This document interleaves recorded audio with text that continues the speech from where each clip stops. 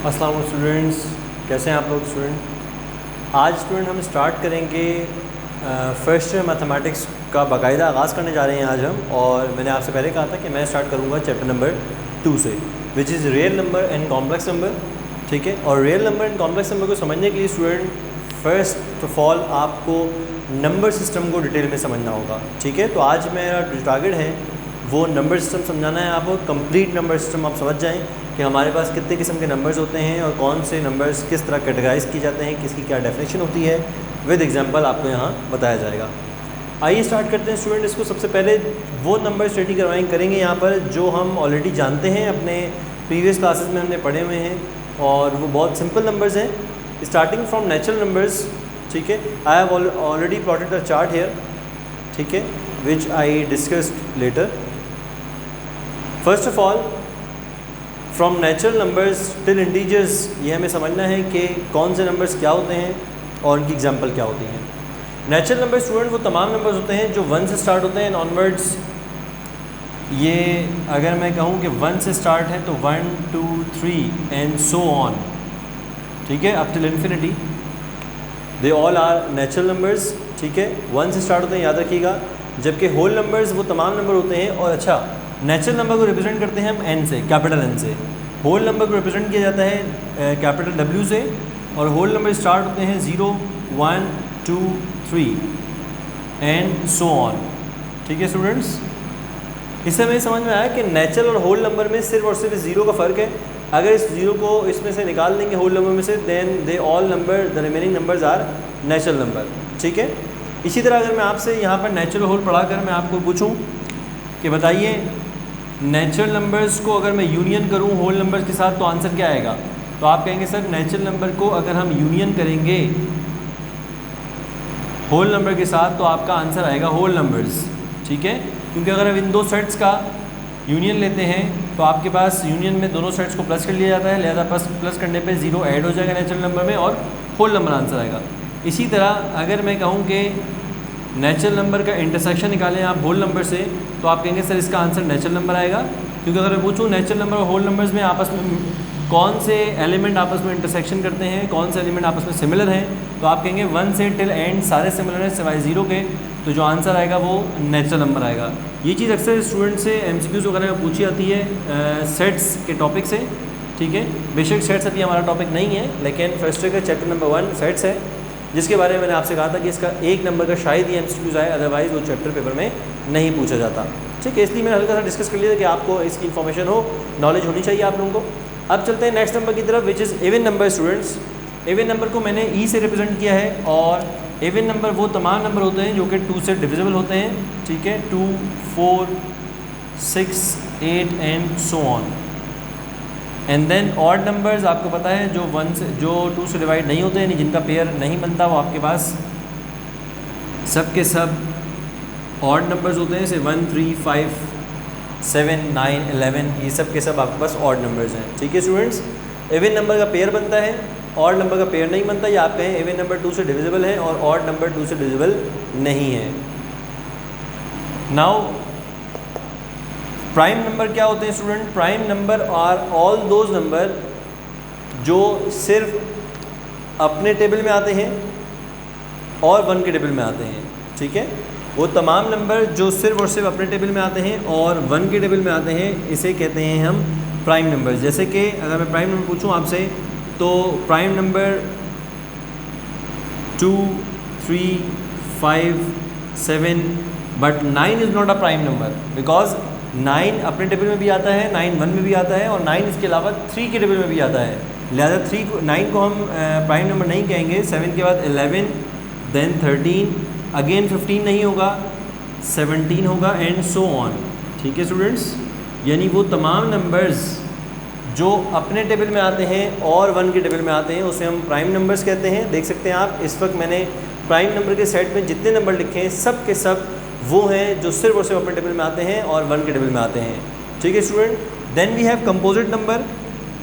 वो तमाम नंबर जो प्राइम नहीं होते वो कंपोजिट होते हैं। इसका मतलब ये है कि वो तमाम नंबर जो अपने और 1 के अलावा भी किसी दूसरे नंबर के टेबल में आते हैं, उसे हम कंपोजिट नंबर कहते हैं। जैसे कि 4 6, 8, 9, 10 एंड सो ऑन। अब अगर मैं इनमें से किसी एक नंबर की बात करूं, एग्जांपल लेते हैं 8 की, तो स्टूडेंट 8 जो है आपके पास 1 के टेबल में भी आएगा, 8 अपने टेबल में भी आएगा, 8 4 के टेबल में भी आएगा, 8 2 के टेबल में भी आएगा।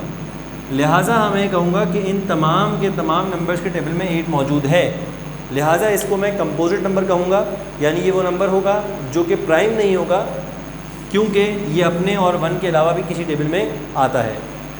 Last but not the least, it is integers. Integers किसे कहते हैं? मैंने इसको आई से रिप्रेजेंट किया है, और इंटीजर्स में स्टूडेंट आपके पास प्लस और माइनस दोनों में नंबर मौजूद होते हैं।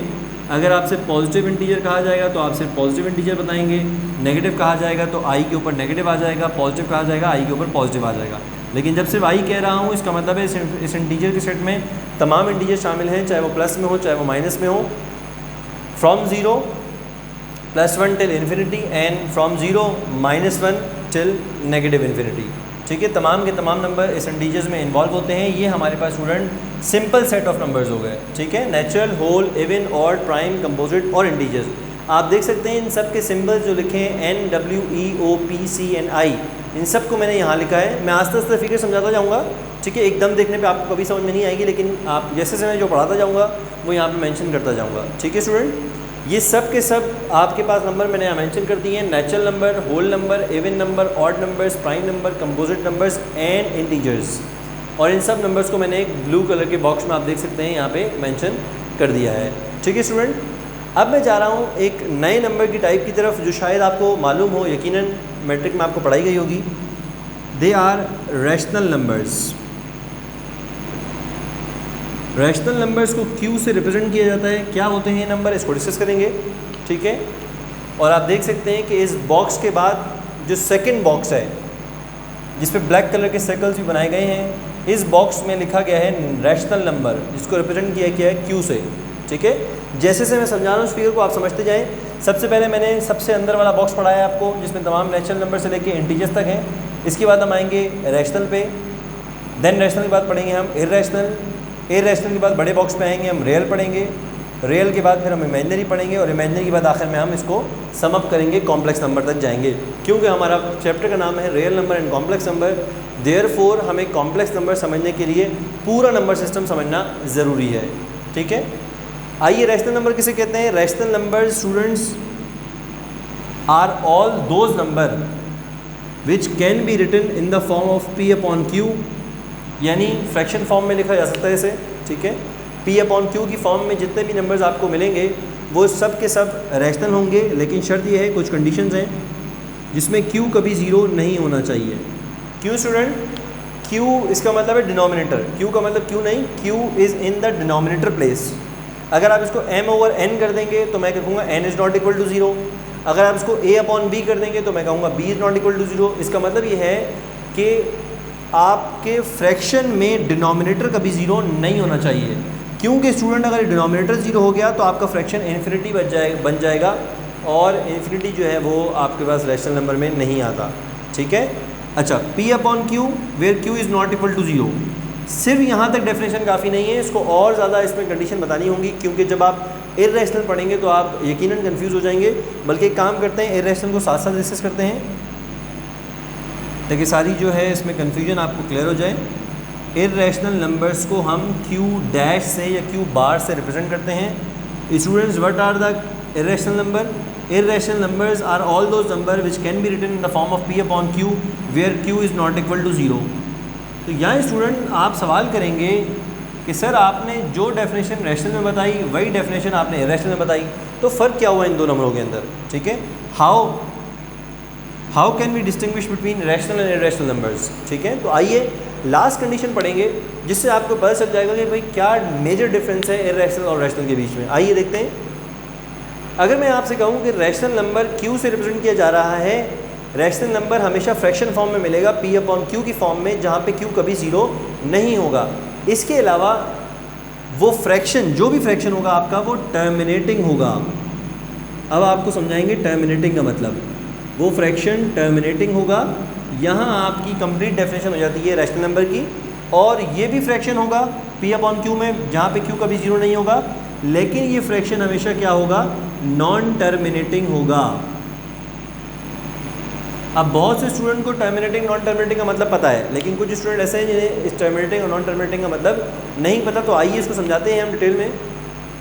देखिए स्टूडेंट को भी जब फ्रैक्शन मिलता है तो फ्रैक्शन को जब आप और सिंप्लीफाई करते हैं तो आपका आंसर डेसिमल नंबर में आता है, ठीक है। और डेसिमल नंबर की दो टाइप्स होती हैं, टर्मिनेटिंग और नॉन टर्मिनेटिंग। अगर मैं यहाँ पे मेंशन करूँ,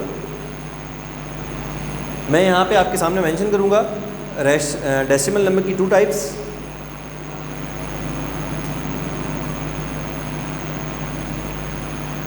ये देखें स्टूडेंट,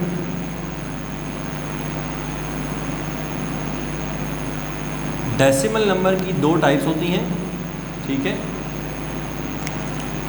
कुछ डेसिमल नंबर टर्मिनेटिंग होते हैं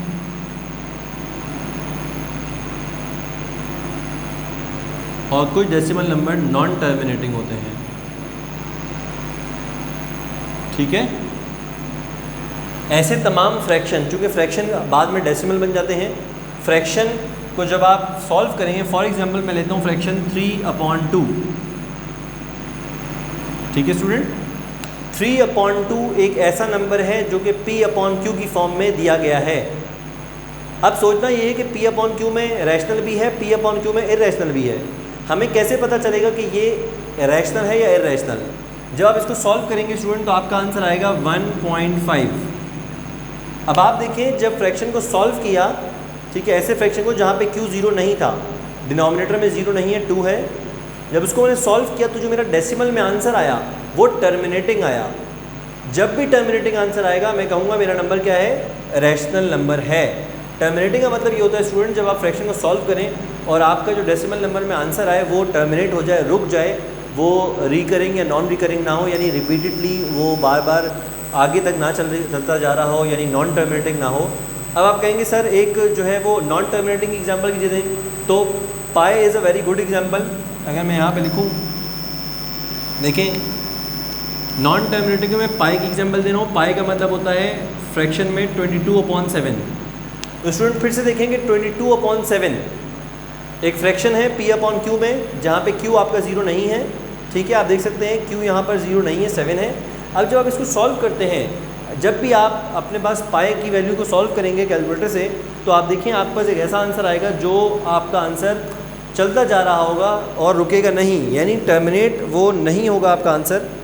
और मेरे पास यहाँ पे आंसर आ रहा है 3.142857,143। इसका मतलब ये है कि अगर मैं शॉर्ट फॉर्म में लिख लूँ तो 3.1428, ठीक है, मैं यहाँ लिख रहा हूँ 3.1428 और ये चलता जा रहा है। इसका मतलब ये रुक नहीं रहा, ये टर्मिनेट नहीं हो रहा, ये नॉन टर्मिनेटिंग है। तो ऑल दोज फ्रैक्शन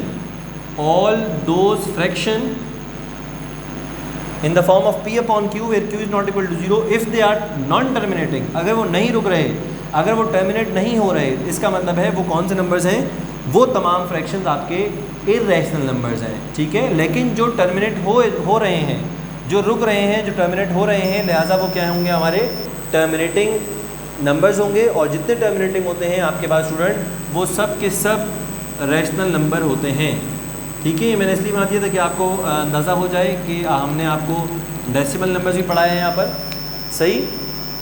अब यहाँ पे स्टूडेंट मैंने आपको रैशनल का फ़र्क और इरेशनल का फ़र्क बता दिया। अब चलते हैं अपने बॉक्स की जानिब।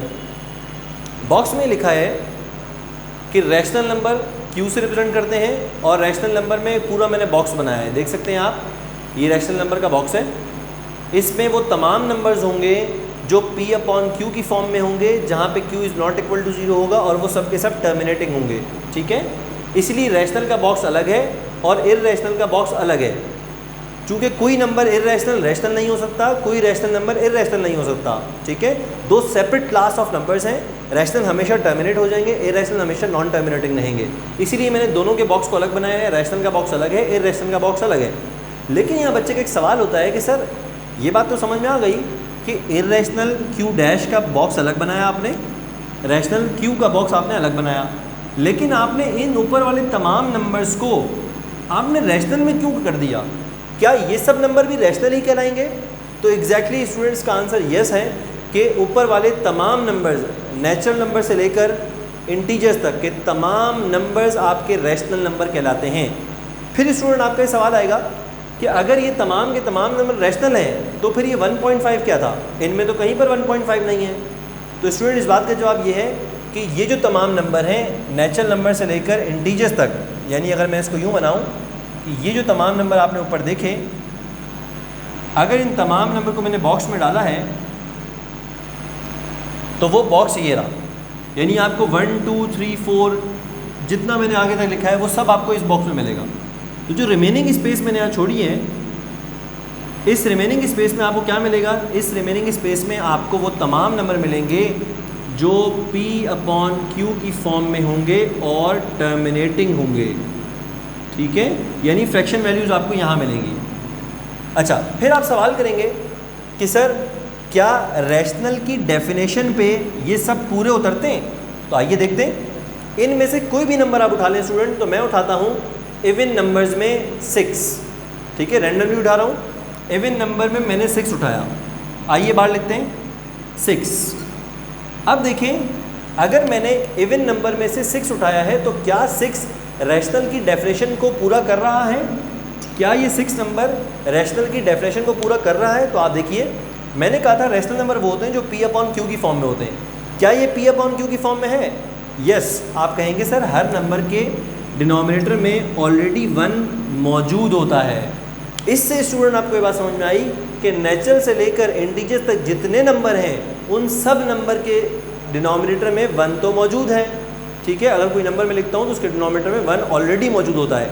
तो आप कहेंगे सर ये P/Q में लिखा हुआ है, P/Q में लिखा हुआ है, जहाँ पर Q 0 के बराबर नहीं है, जहाँ पे Q 0 के बराबर नहीं है। और इसको डिवाइड करने पर, जब 6 को आप 1 से डिवाइड करेंगे बाय यूजिंग कैलकुलेटर, आप तो ऐसे भी कर सकते हैं, तो आपके पास आंसर आएगा 6 divide by 1 is equal to 6।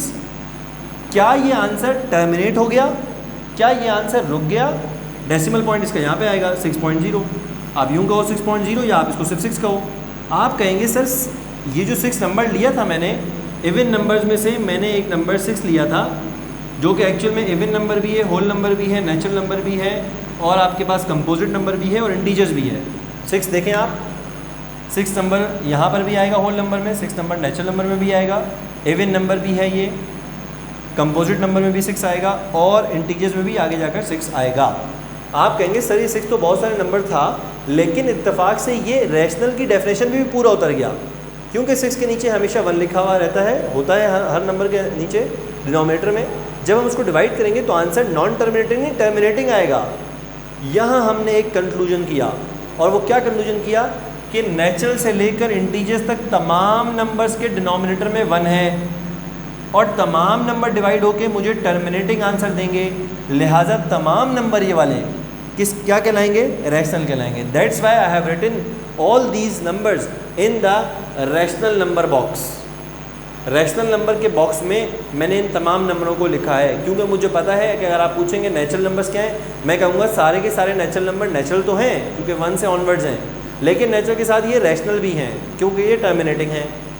इसी तरह तमाम whole number, even number, odd number, prime number, composite और इंटीजर्स सब के सब अपनी डेफिनेशन को तो पूरा कर रहे हैं, लेकिन साथ साथ रैशनल की डेफिनेशन को भी पूरा कर रहे हैं, लिहाजा ये रैशनल नंबर्स कहलाएंगे। जबकि इररेशनल नंबर में तमाम नॉन टर्मिनेटिंग नंबर्स आएंगे। इनमें से ऐसा एक भी नंबर नहीं है जो इररेशनल की डेफिनेशन पे फुलफिल उतरे, यानी नॉन टर्मिनेटिंग आंसर दे आपको, ऐसा आंसर जो हमेशा पॉइंट्स में आगे चल रहा हो। इसीलिए इररेशनल की जो दुनिया होती है वो रैशनल से अलग होती है। मैंने देखे यहाँ बनाया है, रैशनल अलग और इररेशनल का बॉक्स अलग। यहाँ तक आपको बात समझ में आ गई स्टूडेंट कि रैशनल और इररेशनल हम डिफाइन कर चुके हैं। अब सिर्फ और सिर्फ 3 नंबर्स बाकी हैं जो हमें पढ़ने हैं, रियल नंबर, इमेजिनरी नंबर और कॉम्प्लेक्स नंबर। तो आइए मैं बोर्ड रब करूँगा और उसके बाद हम जाएंगे रियल नंबर की तरफ कि रियल नंबर किसे कहते हैं। मूविंग टुवर्ड्स रियल नंबर्स, देखें स्टूडेंट, रियल नंबर को हम आर से रिप्रेजेंट करते हैं। यहाँ पर भी आर से रिप्रेजेंट किया है मैंने, और यहाँ पर भी मैंने दिखाया है कि आपको आर से रिप्रेजेंट किया जाता है। रियल नंबर को अक्सर हम कहते हैं all numbers, all numbers are real numbers, ठीक है।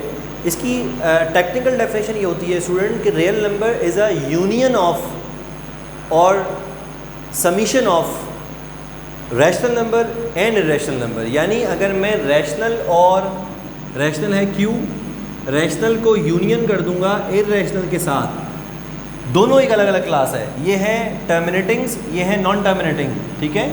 दोनों को अगर मैं यूनियन कर दूंगा तो इसके नतीजे में स्टूडेंट जो मेरे पास आएगा, they all are real numbers. ठीक है, ये चीज़ याद रखिए अपने पास कि जब भी आप रैशनल और इरेशनल को प्लस करेंगे तो आपके पास आएगा रियल नंबर। यहाँ पे अब बॉक्स की जानिब देखें तो बॉक्स में मैंने ऐसे कुछ मेंशन किया है। इस बॉक्स को देखें जिस पे लाइनिंग बनी हुई है ब्लैक कलर की lines.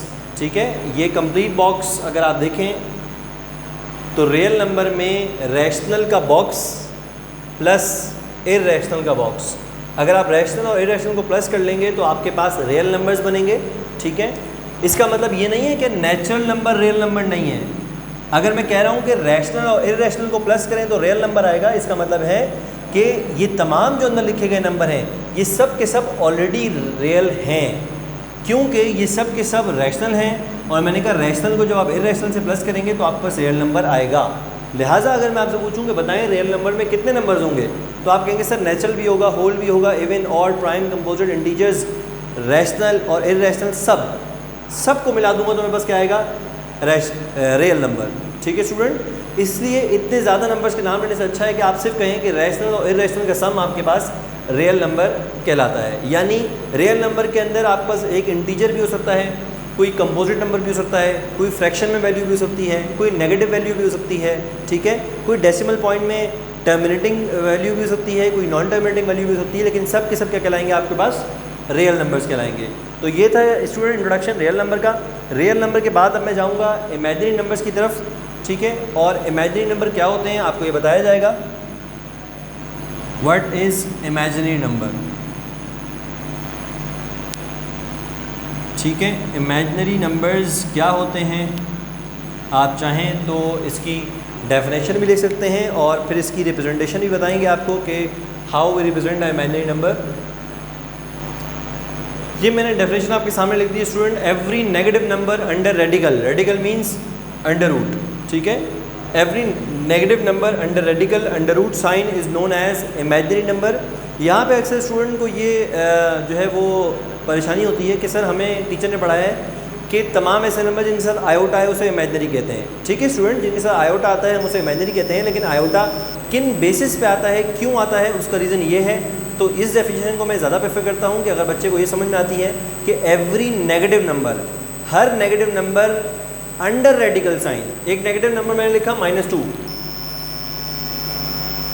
-2 is not a imaginary number, it is a real number. You also know that -2 कहाँ पे आता है, इंटीजर्स में आता है, और इंटीजर्स कहाँ आते हैं, रैशनल में आते हैं, रैशनल कहाँ आते हैं, रियल में आते हैं। इसका मतलब है कि -2 इज़ अ रियल नंबर। ठीक है स्टूडेंट, तो मैंने क्या कहा, एवरी नेगेटिव नंबर का मतलब क्या होगा, एवरी नेगेटिव नंबर। कौन सा नेगेटिव नंबर, यही नेगेटिव नंबर अगर मैं अंडर रेडिकल साइन ले लूँ तो वो इमेजिनरी नंबर बन जाएगा। अब आपको सिखाएंगे स्टूडेंट हाउ, कैसे एक negative number under radical sign imaginary number कहलाता है। देखें फॉर एग्जांपल मैं एक नंबर ले रहा हूँ, आप बल्कि यही नंबर लेते हैं जो अभी सॉल्व किया था हमने, √-2। अगर स्टूडेंट मैं भी जो वीडियो देख रहे हैं स्टूडेंट्स मेरी, ठीक है, और जहाँ तक वीडियो जा रही है, अगर आप अभी अपना साइंटिफिक कैलकुलेटर उठाएं और उसमें लिखें √-2, जो आप उसमें आंसर का बटन दबाएंगे या प्रेस करेंगे तो या तो आपका आंसर मैथ्स एरर आएगा। इसका मतलब है कि कैलकुलेटर आपके इस ऑपरेशन का आंसर नहीं दे सकता। क्यों नहीं दे सकता, क्योंकि कैलकुलेटर को पता है कि ये एक इमेजिनरी नंबर है, इसका सोल्यूशन नहीं है उसके पास। ठीक है, और अगर आपके पास कैलकुलेटर में एक और भी आंसर आ सकता है विच इज़ √2 आयोटा। ठीक है, विच ऑल्सो रिप्रेजेंट कि ये एक इमेजिनरी नंबर है, इसके साथ आयोटा आ रहा है। अब आयोटा क्या होता है, कैसे आता है, अब हमें इस बात को डिस्कस करना है क्लास के अंदर। ठीक है, देखिए स्टूडेंट यहाँ पे आ गया है √-2। इस चीज़ का सोल्यूशन अगर आप कैलकुलेटर से निकालेंगे तो आपके पास बड़ा बड़ा लिखा हुआ आएगा मैथ्स एरर, जिस बात का सबूत है कि कैलकुलेटर के पास इसका आंसर नहीं है। अब आप चाहें √-2 लिखें, √-3 लिखें, √-4 लिखें, अंडर रूट के अंदर माइनस साइन के साथ, नेगेटिव साइन के साथ आप कोई भी नंबर लिख लें, आपका आंसर ये आने वाला है। ठीक हो गई बात। अब नेक्स्ट बात करते हैं कि फिर कैसे सॉल्व किया जाएगा, कैसे हमें पता चला ये इमेजिनरी नंबर है, कैसे इसको एक्सट्रैक्ट करेंगे। आइए देखते हैं स्टूडेंट, स्टेप्स देखें। मैं जो स्टेप्स कर रहा हूँ यहाँ पे, अगर मैं -2 को ऐसे लिख दूँ तो मेरा नहीं ख्याल कि आप इसको नहीं समझ पाएँ। 2 × -1 स्टूडेंट मैंने क्या किया, -2 में से -1 को बाहर एक्सट्रैक्ट कर दिया, मतलब इसका एक ही है, minus plus minus, 2 time 1 is 2, ठीक है, 2 मल्टीप्लाई बाय 1 इज़ 2, ठीक है स्टूडेंट। नाउ क्या करना है, हमने सीखा था छोटी क्लासेस के अंदर कि जब दो नंबर एक रूट के अंदर मल्टीप्लाई हो रहे होंगे तो हम उसे सेपरेट रूट में लिख सकते हैं, ठीक है स्टूडेंट। हमने क्या सीखा था कि जब भी हमारे पास, मैं यहाँ मेंशन करूँगा, जब भी हमारे पास अंडर रूट में ए और बी मल्टीप्लाई हो रहे हैं हम उन्हें under root a multiply by under root b की फॉर्म में लिख सकते हैं। ये बात आप सब स्टूडेंट्स को पता है, मैथ्स की बेसिक्स हैं और ये आप सब जानते हैं। इसीलिए इसी तरह मैंने अंडर रूट 2 मल्टीप्लाई बाय -1 को ब्रेक कर दिया under root 2 multiply by under root -1, ठीक है। इसका मतलब हुआ कि हर नेगेटिव नंबर जो अंडर रूट में मिलेगा, हर नेगेटिव नंबर, चाहे बड़े से बड़ा नंबर हो या छोटे से छोटा नंबर हो, हम उस नेगेटिव नंबर में से -1 को अलग करेंगे। एंड नाउ स्टूडेंट, यहाँ पे आपको एक बात बतानी है लास्ट, जिसमें आपको पता चलेगा कि इमेजिनरी नंबर को में हम आयोटा कैसे पुट करते हैं। आयोटा एक सिंबल है, ठीक है, जिसको हम आई से रिप्रेजेंट करते हैं और उस आयोटा की वैल्यू होती है अंडर रूट -1। अब आपको स्टूडेंट समझ में आएगा कि आयोटा आता ही नेगेटिव नंबर होने की वजह से था।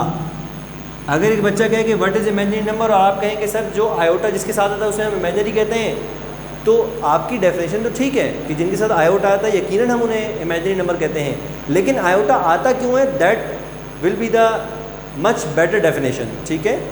आयोटा आता क्यों है, due to that under root -1। और ये अंडर रूट -1 कैसे आता है, क्योंकि हमारे पास negative number under radical sign use किया जाता है। जब भी आपके पास, स्टूडेंट अपने जहनों में बिठा लें, जब भी आपके पास under radical sign negative number आ जाए तो बेसिकली वो इमेजिनरी नंबर होगा। अब इसको कैसे मेंशन करेंगे, यहाँ पर अंडर रूट 2 और इस अंडर रूट 1 -1 का मतलब है आयोटा, तो बाहर आप आयोटा लिख देंगे, नंबर आपका अंडर रूट 2 माइनस चलता रहेगा। ये नंबर रिप्रेजेंट कर रहा है कि it is an imaginary number, ये एक इमेजिनरी नंबर है, ठीक है। बहुत से स्टूडेंट ये कहते हैं कि सर जिन नंबरों के साथ आयोटा आता है वो इमेजिनरी नंबर कहलाते हैं, ये पूरा नंबर इमेजिनरी है। एग्जैक्टली ये नंबर इमेजिनरी है क्योंकि इसके साथ आयोटा आया हुआ है, ठीक है। आयोटा आने का रीज़न ये है कि इस वजह से आयोटा आया है, आयोटा बराबर होता है अंडर रूट -1 के, और अंडर रूट -1 का राज ये है कि हमारा वो नंबर जिसके साथ भी आयोटा आया है वो नंबर अंडर रेडिकल साइन होगा विद नेगेटिव, ठीक है। अच्छा, आपको मैंने एग्जांपल दी अंडर रूट -2 की, आप चाहें तो कोई और एग्जांपल भी ले सकते हैं। एक बड़े नंबर की एग्जांपल लेते हैं, आइए मैं लेता हूँ -16, ठीक है, अंडर रूट -16। तो आप फिर से इसको कैलकुलेटर सॉल्व करें, आपका आंसर मैथ्स एरर आएगा। फिर इसको सॉल्व करने के लिए आप क्या करेंगे, आप बोलेंगे सर ने बताया था 16 मल्टीप्लाई बाय -1 को अलग कीजिएगा, ठीक है। देन आप अंडर रूट 16 को अलग लिखें, मल्टीप्लाई बाय अंडर रूट -1 को अलग लिखेंगे। अंडर रूट 16 आप कैलकुलेटर सॉल्व करें तो आपका आंसर आएगा +-4, ठीक है। जब भी रूट को सॉल्व करते हैं तो आंसर +-4 आता है। यहाँ पर भी आप +- लिख सकते हैं कि +- अंडर रूट 2 आयोटा मेरा आंसर है, ठीक है। दो आंसर्स हैं आपके। अंडर रूट 16 को सॉल्व करने पे आपका आंसर आया स्टूडेंट +-4, ठीक है, लेकिन साथ में मल्टीप्लाई बाय अंडर रूट -1 है। हर जगह अंडर रूट -1 रिप्रेजेंट करने से अच्छा है कि हम उसे किसी सिंबल से रिप्रेजेंट करें, that's why iota is introduced, ठीक है। इसीलिए आयोटा को इंट्रोड्यूस करवाया गया कि हर नंबर के साथ, यानी यहाँ पर अगर मैं +-4 मल्टीप्लाई बाय अंडर रूट -1 लिखूँ, इससे अच्छा है कि मैं इसको +-4 आयोटा लिखूँ, ठीक है। ये आयोटा रिप्रेजेंट कर देगा मुझे शनाख्त कर देगा, आइडेंटिफाई कर देगा कि yes it is a imaginary number because we have iota in this number, and why we have iota in this number, because this number is negative under radical sign। तो ये स्टूडेंट डेफिनेशन कंप्लीट होती है यहाँ पे imaginary number की, और मैंने आपको रियल नंबर के बाद इमेजिनरी नंबर भी यहाँ पर बता दिया कि इमेजिनरी नंबर में हमेशा आपके पास आयोटा आएगा और इस पूरे नंबर को हम कहते हैं इमेजिनरी नंबर। यहाँ पर भी +-4 iota is a imaginary number. कैसे आता है इमेजिनरी नंबर, जब भी कोई negative number under radical sign आता है तो हम उसे इमेजिनरी नंबर कह सकते हैं। और आपको मैंने एक्सट्रैक्ट करना भी बता दिया, कैसे एक्सट्रैक्ट करते हैं आयोटा को, यहाँ से यहाँ पर भी कैसे एक्सट्रैक्ट करते हैं आयोटा को, मैंने आपको ये समझा दिया। तो स्टूडेंट हम रियल नंबर भी कर चुके हैं और इमेजिनरी नंबर भी कर चुके हैं। लास्ट चीज़ रह गई है, ठीक है, इमेजिनरी नंबर भी हम पढ़ चुके हैं। तमाम नंबर जो आयोटा के साथ हों वो इमेजिनरी नंबर कहलाते हैं, या अंडर रेडिकल साइन जो नेगेटिव नंबर आते हैं वो आपके पास इमेजिनरी नंबर्स होते हैं। अब चलेंगे स्टूडेंट आखिरी number which is complex number. Complex number student होता है real number plus imaginary number. देखिए आप अगर डायग्राम को देखें तो आपको पता चलेगा रियल नंबर्स में तमाम नंबर आ गए, रैशनल, इरैशनल, और ये तमाम नंबर्स आ गए रियल में। रियल को जब मैं प्लस करूँगा इमेजिनरी नंबर के साथ तो मेरे पास जो नंबर आएगा that is the last number for in the number system and that is complex number represented by z। ठीक है, तो मैं इसी चीज़ को फिगर की फॉर्म को अगर मैं यहाँ पर इक्वेशन के थ्रू आपको रिप्रेजेंट करूँ तो स्टूडेंट कॉम्प्लेक्स नंबर को z से रिप्रेजेंट किया जाता है और वो बराबर होता है real number plus imaginary number. ठीक है, यानी किसी भी रियल नंबर को इन पूरे सेट में से रैशनल, इरैशनल और इन तमाम में से अगर आप एक रियल नंबर उठाएंगे और इमेजिनरी की साइड से एक इमेजिनरी नंबर उठाएंगे, दोनों को प्लस करेंगे तो आपके पास कॉम्प्लेक्स नंबर बनेगा। और यहाँ पे स्टूडेंट मैंने एक और इक्वेशन बना के दी है आपको जिससे हम अपनी नेक्स्ट क्लास से डिस्कशन स्टार्ट करेंगे। रियल नंबर को अगर मैं ए से रिप्रेजेंट करूँ और इमेजिनरी नंबर को मैं बी आयोटा से रिप्रेजेंट करूँ। आयोटा को लगाने का मकसद ये है कि अभी आपको समझाया था कि इमेजिनरी नंबर में हमेशा आयोटा आता है और आयोटा आने का रीज़न ये होता है कि उसके अंडर रूट में हमेशा नेगेटिव साइन आया होता है। ठीक है, तो मैं यहाँ पर एक कॉम्प्लेक्स नंबर मैंने लिखा है जिसको मैंने रिप्रेजेंट किया है a प्लस बी आयोटा से, जिसमें this represent the real number. ठीक है, and b iota, the whole b iota represent imaginary number. ठीक है स्टूडेंट, यहाँ पर हमने सीख लिया कि कॉम्प्लेक्स नंबर तक हमने कैसे पहुँचना है और तमाम तर नंबर सिस्टम को हमने डिटेल में डिस्कस किया है। अब ऐसी कोई नंबर नहीं है ऐसा जिसे आप ना जान सकते हो और आप ना पहचान सकते हो। स्टूडेंट्स इजाज़त दें मुझे, नेक्स्ट क्लास में मिलते हैं आपसे इंशाल्लाह नए टॉपिक के साथ और इंशाल्लाह कॉम्प्लेक्स नंबर को डिटेल में पढ़ेंगे नई क्लास के अंदर। इजाज़त दें मुझे, अल्लाह हाफ़िज़।